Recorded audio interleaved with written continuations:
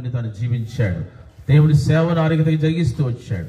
క్రైస్తవులైతే దయచేసి గమనించండి, ఈ సాక్ష్యాలు తీసుకోండి. ప్రభుని అంగీకరించిన వారుగా ఉంటే దయచేసి ఈ సాక్ష్యాలు తీసుకోండి. మీకు ఆత్మీయ మేలు జరుగుతుంది.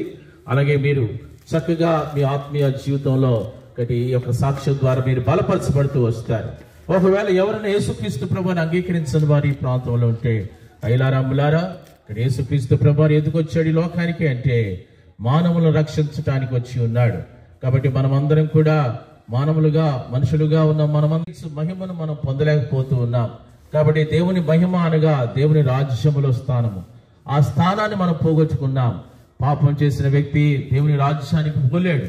కాబట్టి ఈ పాపం నుండి విడిపించడానికి యేసుక్రీస్తు ప్రభువారు వచ్చాడు. దేవాది దేవుడు లోకానికి మానవుడిగా దిగి వచ్చాడు. ఇంకెవరన్నా ప్రభుని అంగీకరించకపోతే, యేసుని చేర్చుకోకపోతే, కాబట్టి ప్రియమైన మీరు కూడా యేసుక్రీస్తుని చేర్చుకోండి, అంగీకరించి